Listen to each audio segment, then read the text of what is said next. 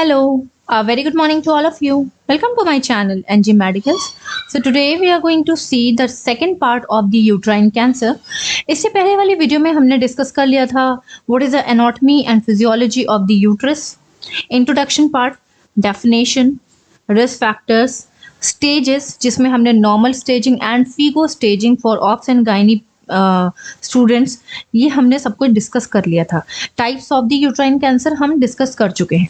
Now we are going to see the symptoms, कौन कौन से ऐसे क्लिनिकल फीचर्स आने वाले हैं, diagnostic evaluation, therapies like hormonal therapy, chemotherapy, radiation therapy, management like surgical, nursing management, prevention and complications of the uterine cancer in part 2.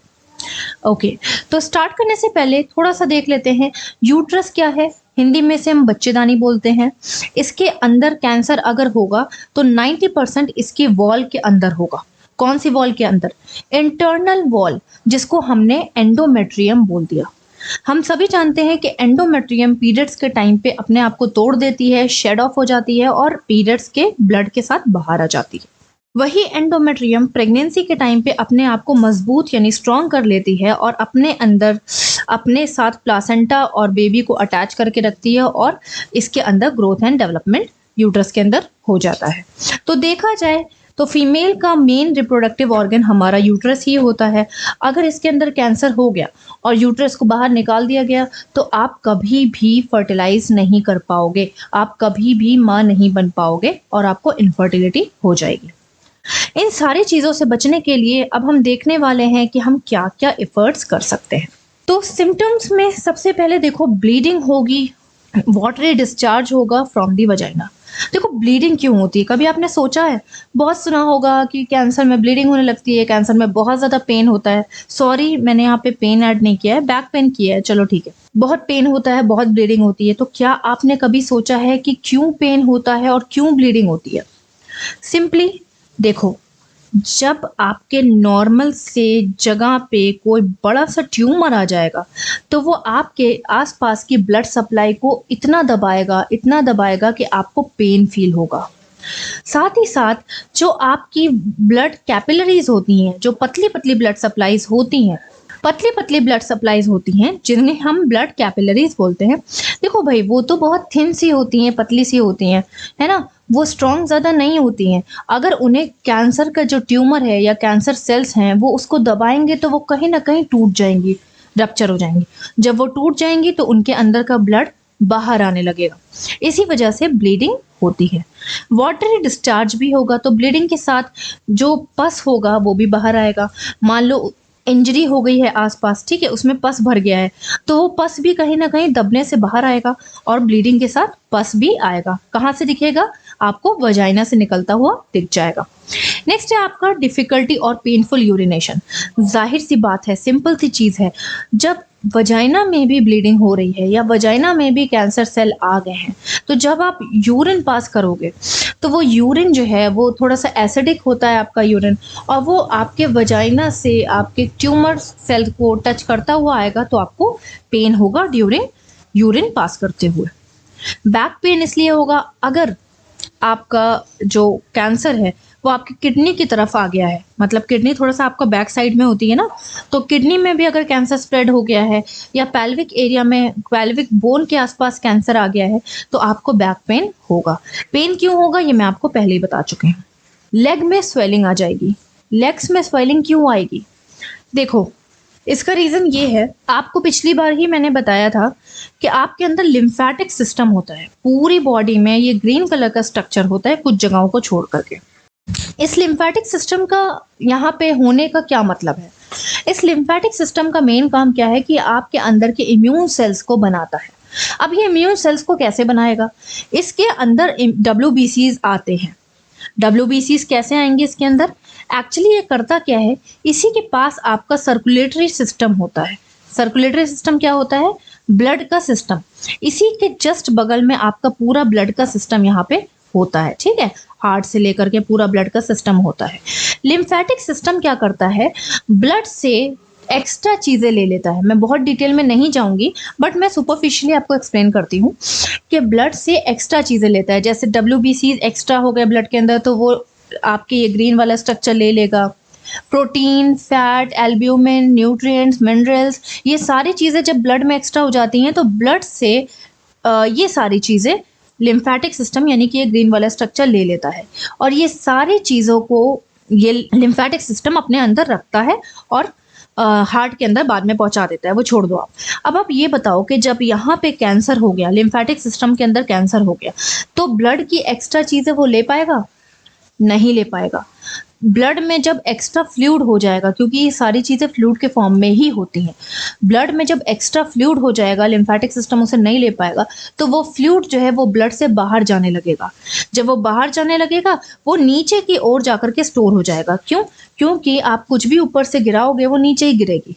Simple सी चीज़ है, धरती की जो खींचने की ताकत होती है, ग्रेविटेशनल फोर्स होता है अर्थ का, वो क्या करेगा? वो नीचे की तरफ खींचेगा। तो जितना भी फ्लूइड ब्लड से बाहर निकलेगा, लिम्फेटिक सिस्टम तो उसे नहीं ले पा रहा है क्योंकि उसके अंदर कैंसर आ गया है, वो फ्लूइड नीचे की ओर जाएगा और पैरों की तरफ जाकर के स्टोर हो जाएगा। जब वो लेग्स की तरफ स्टोर हो जाएगा तो लेग्स में स्वेलिंग देखने को मिलेगी। ठीक है, तो स्वेलिंग इन लेग्स आपको देखने को मिलेगा। बाद में क्या हो गया? पेशेंट को या मदर को, जो भी है, सॉरी, वोमेन को क्या हो रहा है यहाँ पे? पेल्विक यानी हड्डी के आसपास पेन हो रहा है, यानी कमर की हड्डी के आसपास पेन हो रहा है और उसका वेट लॉस हो रहा है।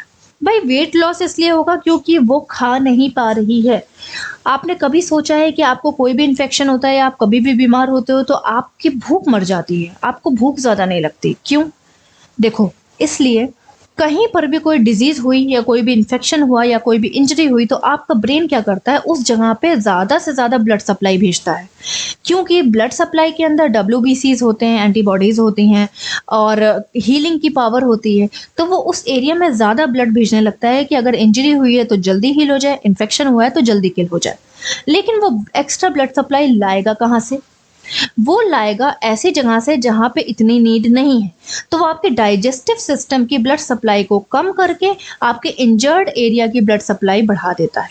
मतलब डाइजेस्टिव सिस्टम की ब्लड सप्लाई लेके इंजरी वाली एरिया में ज़्यादा भेज देता है। और जब डाइजेशन या डाइजेस्टिव सिस्टम की ब्लड सप्लाई कम हो जाएगी तो डाइजेशन स्लो हो जाएगा। डाइजेशन स्लो हो जाएगा तो आपको भूख नहीं लगेगी। भूख नहीं लगेगी तो फिर आपको क्या होगा? वेट लॉस हो जाएगा। नेक्स्ट आ जाते हैं एनोरेक्सिया। वही भूख नहीं लग रही है, इस वजह से आपका डाइजेशन प्रॉब्लम भी है, जिसकी वजह से आपको वीकनेस, फैटिग और डलनेस लग रही है।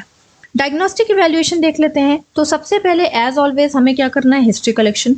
हिस्ट्री कलेक्शन में हमें ऑलवेज किस पे ध्यान देना है? कॉजेज पे ध्यान देना है। जितने भी कॉजेज थे वो आप हिस्ट्री कलेक्शन में डाल सकते हो। फॉर एग्जाम्पल, पिछली बार हमने क्या क्या कॉजेज पढ़े थे आपको याद है? पिछले वीडियो में आपने क्या क्या मेरे साथ कॉजेज पढ़े थे, क्या आपको याद है? चलिए ठीक है, मैं बता देती हूँ। जैसे कि हिस्ट्री में आपको फैमिली हिस्ट्री पूछनी है कि क्या उनकी फैमिली में किसी को कैंसर था या इससे पहले आपको कैंसर हुआ है। कहीं ऐसा तो नहीं कि वही कैंसर रिपीट हो गया हो। आपकी एज कितनी है? ऑब्स्टेटिक यानी कितने बच्चे हैं आपके? इनफर्टिलिटी तो नहीं हुई है आपको? अगर वो 55 अबव हैं तो क्या उनकी कोई हार्मोनल थेरेपी चल रही है? क्या ईस्ट्रोजन थेरेपी चल रही है? क्या पेल्विक इन्फ्लेमेटरी डिजीज हुई थी? कोई भी क्रोनिक डिजीज तो नहीं हुई थी जेनाइटल एरिया या जेनाइटल ऑर्गन में, है ना? ये सारी चीज़ें आप पूछोगे हिस्ट्री कलेक्शन में। नेक्स्ट है फिजिकल एग्जामिनेशन, जिसमें आप सबसे पहले वाइटल्स चेक करोगे, जिसमें आपको टेम्परेचर इंक्रीज मिलेगा, पल्स रेट इंक्रीज मिलेगी। अगर लंग्स में कैंसर चला गया है तो रेस्पिरेशन में प्रॉब्लम मिलेगी और बीपी में भी इंक्रीज मिल सकता है। नेक्स्ट आ जाते हैं हेड टू टो एग्जामिनेशन में। मैं जितना भी बोल रही हूँ मैंने यहाँ पे भले ही मेंशन नहीं किया है, बट प्लीज़ आप लोग नोट करते चला करो, ठीक है? नेक्स्ट आ जाते हैं हेड टू टो एग्जामिनेशन में। तो हेड से स्टार्ट करोगे अगर, तो उनको पेशेंट को बहुत कन्फ्यूज़न रहेगी। क्यों? क्योंकि वो कन्फ्यूज़ है, क्या वो ठीक होगा, क्या जो भी वो ट्रीटमेंट ले रहा है या ले रही है तो क्या वो इफेक्टिव है या नहीं है। ये सारी चीज़ें इन सारी चीज़ों को लेकर के वो कंफ्यूज रहेगी। फेस अगर देखोगे तो डलनेस रहेगा फेस पे, आपको बहुत ज़्यादा एंशियस दिखेगी वुमेन, डरी हुई दिखेगी कि उसको हमेशा, भाई कैंसर के नाम से ही इंसान डरता है, तो वो आपको एंशियस दिखेगी। साथ ही साथ आईज में आप जॉइंटिस एनीमिया देख सकते हो, क्योंकि वो खा नहीं पा रही है, उसको भूख नहीं लग रही है, इस वजह से हो सकता है कि वो एनीमिक हो जाए। एब्डोमेन में आपको थोड़ा सा लार्ज एब्डोमेन देखने को मिल सकता है अगर कैंसर बहुत ज़्यादा बढ़ गया है तो। पैल्पेशन जब आप करोगे एब्डोमेन का तो हो सकता है कुछ एक्स्ट्रा मास आपको फील करने को भी मिल जाए। बैक पेन होगा उसको अगर कैंसर किडनी की तरफ स्प्रेड हो गया तो। जीआई सिस्टम में एनोरेक्सिया, वो बोलेगी कि उसको भूख नहीं लग रही है। लेग्स में आपको स्वेलिंग विजुलाइज होगी, देखने को मिलेगी, साथ ही साथ वेट कम मिलेगा एज कंपेयर टू पहले का वेट, और अभी के वेट में आपको अभी का वेट काफी कम मिलेगा। यूरिनरी सिस्टम में अगर आप देखोगे तो पेन फील होगा ड्यूरिंग यूरिनेशन, जब वो यूरिन पास करेगी तो उसको पेन फील होगा, ऐसा वो आपको बताएगी। वजाइना से वो आपको बोलेगी कि उसको ब्लड निकलता है, प्लस उसको वाइट डिस्चार्ज फाउल स्मेल के साथ निकलता है। नेक्स्ट आ जाते हैं ब्लड टेस्ट। ब्लड टेस्ट में स्पेशल टेस्ट आपको कराना पड़ेगा, that is cancer 125 test. CA A है ये, आप समझ जाना, ए 125 टेस्ट। तो कैंसर 125 टेस्ट एक तरह का कैंसर प्रोटीन को हम डिटेक्ट करते हैं। कैंसर प्रोटीन आपको कह सकते हैं कि नॉर्मली आपके बॉडी में कैंसर प्रोटीन देखने को नहीं मिलता है, लेकिन अगर आपके अंदर कैंसर हो गया है तो कैंसर प्रोटीन आपके ब्लड में देखने को मिलेगा। नेक्स्ट है आपका अल्ट्रासोनोग्राफी। तो जब आप अल्ट्रासाउंड कराओगे, चलो अभी जेनेटिक टेस्टिंग पे ही चलते हैं। ब्लड टेस्ट में, जेनेटिक टेस्ट में आपको BRCA1 BRCA2, जो कि मैंने 2 जीन आपको बताए थे, जिसकी वजह से कैंसर सेल हमेशा डिस्ट्रॉय हो जाते हैं। BRCA1 BRCA2 दोनों ही आपके कैंसर सेल्स को डिस्ट्रॉय करते हैं। मेरी पहली वाली वीडियो में देखिएगा, मैंने उसको अच्छे से एक्सप्लेन किया है। जेनेटिक टेस्टिंग में जब आप ब्लड टेस्ट के थ्रू जेनेटिक टेस्ट करोगे तो BRCA1 BRCA2 आपको डिस्टर्ब मिलेगा। पैल्विक एग्जामिनेशन में इस तरह से रेक्टल एग्जामिनेशन आप करोगे, इसमें 2 फिंगर आप इंसर्ट करोगे, जिसमें आपको abnormal growth of the cells feel होगी। यहाँ पे अगर कोई एबनॉर्मल मास है तो वो आपको टच करने को भी मिल सकता है। नेक्स्ट है अल्ट्रासोनोग्राफी। अल्ट्रासाउंड जब आप कराओगे तो आपको क्या मिलेगा, ये देख लेते हैं। यहाँ पे देख लो, अल्ट्रासाउंड जब आपने कराया तो आपको एबनॉर्मल यहाँ पे इजीली देखने को मिल रहा है कि कुछ एबनॉर्मल ग्रोथ है। कुछ इस तरह से देखने को मिल सकती है, कुछ इस तरह से देखने को मिल सकती है। इस एबनॉर्मल ग्रोथ के कंफर्मेशन के लिए आप CT स्कैन और MRI कराते हो। CT स्कैन का काम क्या है कि कितने एरिया में वो एबनॉर्मली ग्रोथ हो चुकी है, और MRI क्या बताता है कि कितने टिश्यूज या कितने टिश्यूज के लेयर अभी तक इफेक्ट हो चुके हैं, यानी कि कितना डीप आपका ट्यूमर जा चुका है। ये MRI आपको क्लियर व्यू देता है। इससे भी ज़्यादा हाई रेजोल्यूशन में आपको अगर पता करना है या आपको पूरी बॉडी में पता करना है कि मेटास्टेसिस तो नहीं हुआ, कैंसर इधर उधर तो नहीं फैल गया, तो आप PET करा सकते हो, दैट इज पोजिट्रॉन एमिशन टोनोग्राफी। ये CT स्कैन का एक हाई रेजोल्यूशन टेस्ट है, जिसमें आपको पूरी बॉडी की इमेज कुछ इस तरह से दिखेगी, और जहाँ पर भी आपको कैंसर स्प्रेड हुआ दिखेगा वहाँ पर आपको अलग से वाइट कलर के पैचेस या वाइट कलर का सर्कुलर पोर्शन देखने को मिल सकता है। इसके बाद बायोप्सी के लिए आप उस मास को, उस टिश्यू को, जो एबनॉर्मल ग्रोथ वाली एरिया है, वहाँ से आप टिश्यू लेकर के लैब में भेजोगे, जिससे आपको पता चलेगा कि उसके अंदर कौन सा प्रोटीन पाया जा रहा है, ये बेनाइन ट्यूमर है या मैलिग्नेंट ट्यूमर है। नेक्स्ट आ जाते हैं मैनेजमेंट। मैंने हेडिंग नहीं डाली, आप यहाँ पे हेडिंग डाल देना मैनेजमेंट। फर्स्ट है आपकी कीमोथेरेपी। तो एज ऑलवेज कीमोथेरेपी में हम ड्रग्स देते हैं। तो फर्स्ट है आपका सिस्प्लैटिन। ये बहुत इफेक्टिव होता है, एक तरह का एंटी कैंसर एजेंट है, और ये डायरेक्ट कैंसर सेल्स को किल करने का काम करता है। IV में देते हैं हम इसे। नेक्स्ट है आपका कार्बोप्लेटिन। कार्बोप्लेटिन भी वेरियस टाइप ऑफ कैंसर में काम करता है, जैसे कि सर्वाइकल कैंसर में भी आप दे सकते हो, ओवेरियन कैंसर में भी आप दे सकते हो, यूट्राइन कैंसर में भी आप कार्बोप्लेटिन दे सकते हो। ये क्या करता है, कैंसर सेल्स की ग्रोथ को स्टॉप करता है। नेक्स्ट है आपका पैक्लिटैक्सेल। पैक्लिटैक्सेल का काम क्या है कि ये DNA में जो भी चेंजेस हो रहे हैं, DNA जो स्प्रेड हो रहा है कैंसर सेल का, उस DNA को डिक्रीज करता है। नेक्स्ट है आपका टोपोटिकैन। ये एंटी न्यूप्लास्टिक एजेंट है, मतलब एंटी कैंसर ड्रग है। IV की फॉर्म में देते हैं हम इसे, और ये DNA को, कैंसर सेल्स के DNA को रेप्लिकेट यानी फैलने से रोकता है। नेक्स्ट है बिवास्जुमाब, जिसको हम एवेस्टिन भी बोलते हैं। इनका मेन काम क्या है कि ये कैंसर सेल्स में जो जाने वाली ब्लड सप्लाई है उसको डिक्रीज करता है। और कैंसर सेल्स की ग्रोथ को रोकता है। जैसा कि मैंने आपको पहले भी बताया था कि कैंसर सेल्स को जितनी अच्छी ब्लड सप्लाई मिलेगी वो उतनी जल्दी ग्रो करेगा। नेक्स्ट है आपका हार्मोनल थेरेपी, जो कि कंबाइन करके दी जाती है, जैसा कि आपका डॉक्सोरोबिसिन हो गया, सिस्प्लैटिन हो गया और आपका पैक्लिटैक्सेल हो गया। ठीक है, तो ये सारे ड्रग के एक्शन तो मैं आपको बता ही चुकी हूँ। डॉक्सोरोबिसिन का एक्शन क्या है कि एक तरह की कीमोथेरेपी है और ये आपके कैंसर सेल्स की ग्रोथ को डायरेक्टली रोकने में काम करता है। कैसे काम करता है? ये एक तरह के एंजाइम को रोक करके रखता है जिसका नाम है टोपोआइसोमेरेज। टोपोआइसोमेरेज एक एंजाइम होता है जो कि कैंसर सेल की ग्रोथ में हेल्प करता है। तो ये टोपोआइसोमेरेज को रोकने का काम करता है। कौन? आपका डॉक्सीरोबिसिन। सिस्प्लैटिन का काम मैं आपको बता चुकी हूँ और इसका भी काम मैं आपको बता चुकी हूँ। इसका भी वर्क मैं आपको बता चुकी हूँ कि ये ब्लड सप्लाई को डिक्रीज करता है, किसकी? कैंसर सेल की। नेक्स्ट है आपका पाजोपानिब। पाजोपानिब भी एक तरह की ये ड्रग है जो कि क्या कर रही है? Stop the growth of the cancer cells. Cancer cells के ग्रोथ को ये एक तरह की टैबलेट है जो कि स्टॉप कर रही है 200 mg की। नेक्स्ट आ जाते हैं रेडिएशन थेरेपी। तो रेडिएशन थेरेपी दो तरह की हमारे पास हैं, एक्स्ट्रा बीन रेडिएशन थेरेपी और ब्रैकी थेरेपी। एक्स्ट्रा मीन्स होता है आउटसाइड, बीन मीन्स होता है कि जो हम रेडिएशन की बीन दे रहे हैं, जो रेडिएशन दे रहे हैं थेरेपी, ठीक है, बाहर से जो हम रेडिएशन दे रहे हैं उसको बोलते हैं एक्स्ट्रा बीन रेडिएशन थेरेपी। ये तब दी जाती है जब हम डायरेक्टली उस ऑर्गन के अंदर रेडिएशन ना दे पाए या आपका कैंसर इधर उधर फैल चुका है, मेटास्टेसिस हो चुका है, तब ये रेडिएशन दी जाती है। ब्रैकीथेरेपी हम तब देते हैं जब हमें पता होता है कि सिर्फ इतने एरिया में अभी कैंसर फैला हुआ है, आसपास के एरिया में नहीं फैला है। तो इसके लिए हम एक रेडिएटर को इंसर्ट करते हैं, ठीक है, और उस रेडिएटर में रेडिएशन होता है और वो सिर्फ उतने ही एरिया में रेडिएशन देता है जितने एरिया में कैंसर सेल होते हैं।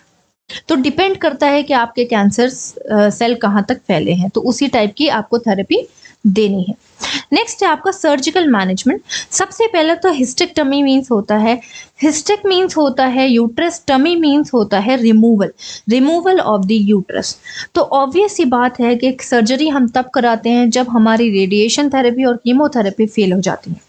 इसका मतलब कैंसर जो है वो स्प्रेड हो रहा है। इस टाइम पे हमने क्या किया कि हिस्टेक्टमी यानी कि रिमूवल ऑफ यूट्रस कराया, लेकिन डिपेंड करता है कहाँ कहाँ कैंसर फैला है उस पे। फॉर एग्जाम्पल पार्शियल हिस्टेक्टमी यानी कि यूट्रस जितना भी ग्रीन कलर का दिख रहा है उतना ही एरिया आप निकलवाओगे। टोटल हिस्टेक्टमी में आपका सर्विक्स और यूट्रस पूरा निकल जाएगा। रेडिकल हिस्टेक्टमी में आपका यूट्रस, आपका सर्विक्स, आपका वजाइना, आपके फैलोपियन ट्यूब एंड आपकी ओवरी सारा निकल जाएगा। तो ये डिपेंड करता है। नेक्स्ट है आपका lymph node dissection. Lymph node dissection means होता है removal of the affected lymph node, वो वाला लिम्फ नोड का एरिया जिसके अंदर कैंसर है, ठीक है। मान लो ये वाले लिम्फ नोड में कैंसर है तो इस लिम्फ नोड को हम रिमूव कर देंगे और आसपास के लिम्फ नोड को हम जोड़ देंगे। इतना हमने कट किया बीच का और हटा दिया, इतने में अगर कैंसर है तो इतना कट करके हटा दिया, बाकी इसको और इसको साथ में जोड़ दिया। ये है आपका लिम्फ नोड डिसेक्शन। नेक्स्ट आ जाते हैं नर्सिंग मैनेजमेंट। तो सबसे पहले आपको क्या करना है? एंजाइटी को रिड्यूस करना है। एंजाइटी को हम क्यों रिड्यूस करेंगे? क्योंकि स्ट्रेस हार्मोन जो होता है वो एंजाइटी की वजह से इंक्रीज हो जाता है। जब वो इंक्रीज हो जाएगा तो वो आपके अंदर क्या करेगा? कैंसर सेल्स को ग्रोथ करने में हेल्प करेगा। एक्चुअली स्ट्रेस हार्मोन आपके अंदर की इम्यूनिटी को डिक्रीज करता है, जिसकी वजह से कैंसर सेल्स को ऑटोमेटिकली मौका मिल जाएगा अपने आप को और बढ़ाने का। ट्रीटमेंट के बारे में बताना है, ठीक है, चाहे वो मेडिकल मैनेजमेंट हो, चाहे वो सर्जिकल हो, चाहे वो कोई भी मैनेजमेंट हो, है ना, कीमोथेरेपी हो, रेडियोथेरेपी हो, कुछ भी हो, आपको उनको क्लियर इंस्ट्रक्शन देने हैं कि कौन सा ट्रीटमेंट कितना इफेक्टिव है, क्यों करा रहे हैं, क्या फ़ायदा है, क्या नुकसान है, सब कुछ आपको बताना है। क्योंकि पेशेंट का राइट होता है कि उसको हर चीज़ पता होनी चाहिए। सर्जरी के बारे में एजुकेट करना है, आपको बताना है कि सर्जरी क्यों हम कर रहे हैं, क्या नीड है, कितना मनी इसमें इन्वेस्ट करना पड़ेगा, आपको सारी चीज़ें बतानी है, जिसकी वजह से पेशेंट अपने फिनेंशियल कंडीशन या अपने बॉडी की कंडीशन या अपनी मेंटल कंडीशन के बेसिस पे ही डिसाइड करेगा कि उसको सर्जरी करानी है या नहीं करानी, क्योंकि अल्टीमेटली जो डिसीजन होगा वो उसी का होगा कि उसको सर्जरी करानी है या नहीं। नेक्स्ट है डाइवर्जनल थेरेपी। डाइवर्जनल थेरेपी मीन्स होता है कि पेशेंट का ध्यान इधर उधर करना, उसके डिजीज से हटाना। जितना वो अपने डिजीज के बारे में सोचेगी उतना ही उसको टेंशन होगी, उतना ही स्ट्रेस बढ़ेगा। और मैं आपको बता चुकी हूँ कि स्ट्रेस हार्मोन का यहाँ पे क्या रोल है। साइकोलॉजिकल सपोर्ट देना है, क्योंकि पेशेंट बहुत इमोशनल होगी, बहुत ज़्यादा मेंटली डिस्टर्ब होगी, तो आपको साइकोलॉजिकल सपोर्ट देना है। पेशेंट को बोलना है she can be cured, she can be like be normal as previous. उनको बताना है कि वो ठीक हो जाएंगी और कोई भी ऐसी प्रॉब्लम नहीं होगी। कोपिंग स्ट्रेटजीज यूज़ करना है, पेशेंट को वो हमेशा पॉजिटिव चीज़ें बतानी है जिससे कि वो हमेशा पॉजिटिव सोचे। पेशेंट की कंडीशन को असेस करते रहना है, कहीं ऐसा ना हो कि स्ट्रेस लेते लेते वो उसको पैनिक अटैक आ जाए। केयरफुल अटेंशन देनी है आफ्टर ब्लीडिंग पे, लाइक ऑपरेशन के बाद उसके जो भी स्टिचेस लगे हैं जो भी, तो वहाँ पे उसको देखना है कि वो ऐसी एक्टिविटी ना करे कि ताकि टूट जाए, स्टिचेस टूट जाए, उसको ब्लीडिंग होने लगे या उस वहाँ पे इन्फेक्शन हो जाए। क्लोज मॉनिटरिंग करनी है, 1 से 2 से 3 दिन एटलीस्ट उस पे बहुत ज़्यादा ध्यान देना है। क्यों? क्योंकि उस टाइम पे एकदम नए नए स्ट्रेचेस होते हैं और उनके ब्रेक होने का, टूटने का ज़्यादा चांसेस होते हैं। अर्ली एम्बुलेशन कराना है। एम्बुलेशन मीन्स होता है नॉर्मल एक्टिविटी, चलना फिरना, ठीक है। तो पेशेंट को बोलना है कि 2-3 दिन बाद वो वॉशरूम जाएं, ट्राई करें, ब्रश करें, अपने हाइजीन मेंटेन करें, थोड़ा सा ये सारी चीज़ें करें और थोड़ा बहुत चलें, जिससे कि उनकी जो रिजिडिटी है मसल वो प्रॉब्लम क्रिएट ना करे। क्लोज मॉनिटरिंग करनी है पेशेंट को, जिससे कि पेशेंट जल्दी रिकवर हो जाए। पेशेंट की रिकवरी के बाद उसको फॉलो अप केयर बतानी है कि उसको बार बार डॉक्टर को विजिट करना है, कोई भी प्रॉब्लम है तो डॉक्टर से कांटेक्ट करना है, और जब जब डॉक्टर ने बुलाया तो उसको आना है एटलीस्ट, ताकि वो फर्दर कॉम्प्लिकेशन से बच सके। अवॉइड हैवी लिफ्टिंग, चाहे कुछ भी हो, हैवी लिफ्टिंग उसे अवॉइड करनी है, जिससे कि स्टिचेस में कोई प्रॉब्लम ना आए और उसको पेन ना स्टार्ट हो जाए ऑपरेशन वाले एरिया में। प्रिवेंशन के बेसिस पे आपको अर्ली डिटेक्शन के लिए बताना है, उसको बोलना है, लाइक सबको बताना है, उनकी फैमिली को भी बताना है कि अगर फैमिली हिस्ट्री है कैंसर की या प्रीवियस हिस्ट्री है आपकी, तो आपको डॉक्टर से मिलना है और अर्ली इन्वेस्टिगेशन कराने हैं। हर 6 मंथ पे इन्वेस्टिगेशन कराना है, जिससे पता चले कि उनके अंदर कोई abnormal growth of the cells तो नहीं हो रहा है। डाइट और एक्सरसाइज पे हमेशा ध्यान रखना, ये बहुत कॉमन चीज़ है, क्योंकि डाइट और एक्सरसाइज की वजह से आपका इम्यून सिस्टम मेंटेन रहता है और आप कम बीमार पड़ते हो। डिक्रीज ओबेसिटी, मैंने फैट सेल्स का रोल आपको बता दिया था पिछले वीडियो में कि फैट सेल्स जो हैं वो बॉडी और ब्रेन के बीच का जो मैसेज है उनको थोड़ा सा डिस्टर्ब करते हैं। फैमिली प्लानिंग के लिए आइडियल टाइम बताना है कि बहुत ज़्यादा एज होने के बाद फैमिली प्लानिंग ना करें, जिससे कि फैमिली प्लान इनफर्टिलिटी हो जाए। उनको टाइमली फैमिली प्लानिंग करना है और प्रेग्नेंट होना है, जिससे कि ब्रेकडाउन ऑफ द एंडोमेट्रियम कम हो और वो एंडोमेट्रियल कैंसर को प्रिवेंट कर सके। अगर वो प्रिवेंशन पे ध्यान नहीं देते हैं या वो अपने ट्रीटमेंट पे ध्यान नहीं देते हैं, तो उनको बहुत सारे कॉम्प्लिकेशंस देखने पड़ेंगे, जैसे रप्चर। यूट्रस रप्चर भी हो सकता है जब कैंसर बहुत ज़्यादा स्प्रेड हो जाएगा। इन्फेक्शन बढ़ जाएगा जब यूट्रस रप्चर हो जाएगा। मैलिग्नेंसी, यानी कि हर जगह कैंसर फैल गया है, जिसकी वजह से डेथ होने के भी चांसेस होते हैं। So this is all about the symptoms, diagnostic evaluation, then आपका मैनेजमेंट में chemotherapy, hormonal therapy, radiotherapy, surgical management, nursing management, prevention and complications of the uterine cancer. If you are having any doubt please ask me in a comment box, और please please please मेरे video को like कीजिए, channel को subscribe कर दीजिए, share करिए अगर आपको थोड़ा भी अच्छा लग रहा है। इवन मेरे नोट्स भी अगर आपको अच्छे लग रहे हैं, क्योंकि मैं बहुत कंसाइज नोट्स बनाती हूँ आपके लिए, आपको अच्छे लग रहे हैं और मैं डीप एक्सप्लेनेशन देती हूँ, तो प्लीज़ मेरे वीडियो को लाइक करके सब्सक्राइब कर दीजिए चैनल को। चलिए फिर मिलते हैं नेक्स्ट वीडियो में। Till then bye bye, take care, have a nice day.